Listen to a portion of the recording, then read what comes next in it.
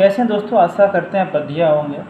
दोस्तों आज बहुत इंपॉर्टेंट टॉपिक बात करते हैं क्योंकि बहुत सारे हमारे फ्रेंड हैं कि जो बिहार से हैं जो कि काफ़ी दिक्कत का सामना कर रहे हैं। अगर आप बिहार पीसीआई से रजिस्ट्रेशन करवाना है, बिहार में आप फार्मासिस्ट का रजिस्ट्रेशन करवाना है, नया रजिस्ट्रेशन करवाना है, काफ़ी बच्चे जो हैं परेशान हो जाते हैं जो डी फार्मा या बी फार्मा करे होते हैं। क्योंकि परेशान होने का कारण सबसे बड़ा ये होता है क्योंकि बिहार में एक ही ऑफिस जो होता है पटना, वहीं से होता है।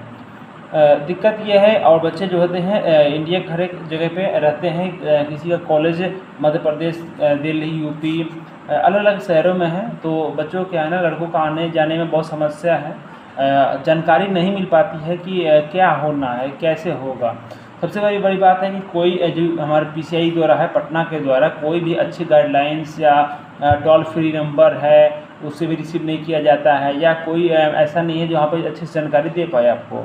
दोस्तों मैं भी मेरा नाम है निखिल कुमार और मैं बिहार में फार्मासिस्ट हूँ, रजिस्टर्ड भी हूँ। तो सबसे बात करते हैं कि अगर आप डी फार्मा है, अगर आप बी फार्मा है, तो आपको बिहार में कैसे रजिस्ट्रेशन करवाना है। नया रजिस्ट्रेशन की बात करेंगे।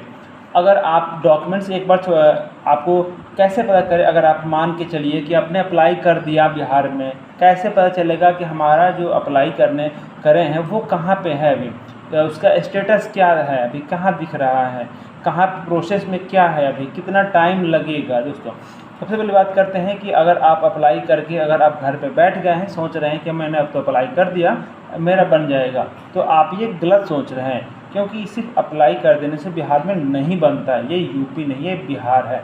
इस बात को आप थोड़ा सा ध्यान से रखिएगा।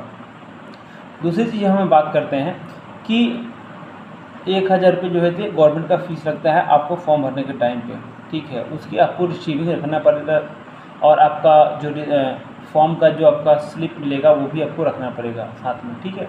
अब हम बात करते हैं, एक बार थोड़ा सा जितने भी डॉक्यूमेंट्स लगते हैं उससे एक बार लिस्ट में आपको थोड़ा सा बता दूँ, हिंट्स दे दूँ। जैसे एग्जांपल फ़ोटो, सिग्नेचर्स, 10-12 का मार्कशीट, सर्टिफिकेट भी लगेगा साथ में। अगर आप डिप्लोमा इन फार्मेसी करें या बैचलर ऑफ फार्मेसी करें उसका मार्कशीट और आपका डिग्री लगेगा साथ में। अगर आप डिप्लोमा इन फार्मेसी कर रहे हैं तो आपका हॉस्पिटल ट्रेनिंग का कागज़ लगेगा, बैचलर ऑफ फार्मेसी कर रहे हैं इंडस्ट्रियल ट्रेनिंग कागज़ लगेगा, साथ में आपका रेसिडेंशियल बिहार का आप होना चाहिए, आधार कार्ड, यही सब आपका डॉक्यूमेंट्स लगता है आपको बेसिकली।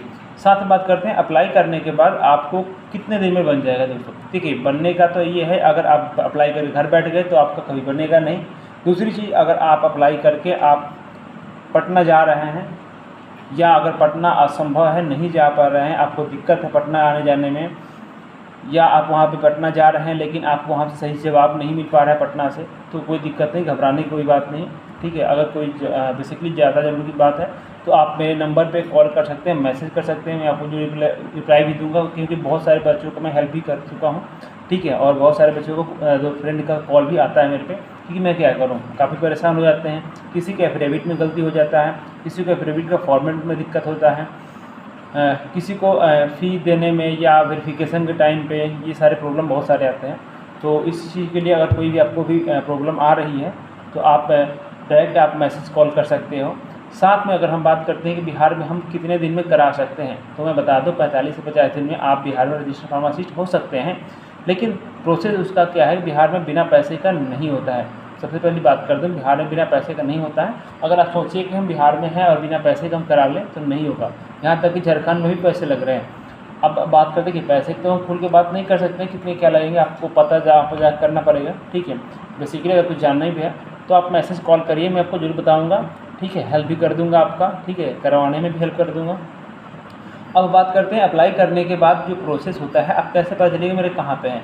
तो देखिए, बिहार में ऐसा कोई जो पीसीआई का जो गाइडलाइन नहीं है कि आप अप्लाई करने के बाद अपना स्टेटस चेक कर लीजिएगा कि मैं कहाँ पे रुका हुआ है फॉर्म मेरा, तो ऐसा कुछ नहीं है। अगर आप दौड़िएगा, पटना आइएगा, जाइएगा, सिर्फ उन्होंने कुछ ऐसे बहाने बना देंगे कि अगले मंथ हो जाएगा, पिछले वालों बहुत लोगों का पड़ा हुआ है, पहले उनका होगा फिर आपका होगा, तो ऐसे बहुत सारे बहाने बनाएंगे वो लोग। लेकिन देखिए चीज़ क्या है ना, वो बहाने बनाते रहेंगे, आप दौड़ते रहिएगा, कभी नहीं होगा, चाहे 1 साल हो जाए 2 साल हो जाए।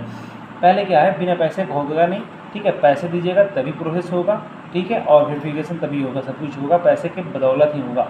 तो आपको ये जानकारी अच्छी लगी तो प्लीज़ एक लाइक और सब्सक्राइब जरूर करिए चैनल को, क्योंकि नेक्स्ट वीडियो भी आपको इसी रिलेटेड आप बहुत सारे डलेगी या मेडिकल से रिलेटेड भी वीडियो आपको मिलेगी। दोस्तों अगर कुछ इंक्वायरी है, पूछनी भी है, तो आप डायरेक्ट कॉल मैसेज डायरेक्ट करिए, ठीक है। अगर आपको इंडस्ट्रियल ट्रेनिंग की भी ज़रूरत पड़ती है तो हमारा रेफरेंस है जो आपको इंडस्ट्रियल ट्रेनिंग में ईजी कर सकते हो। चलिए दोस्तों, मिलते हैं ठीक नेक्स्ट वीडियो में। धन्यवाद दोस्तों।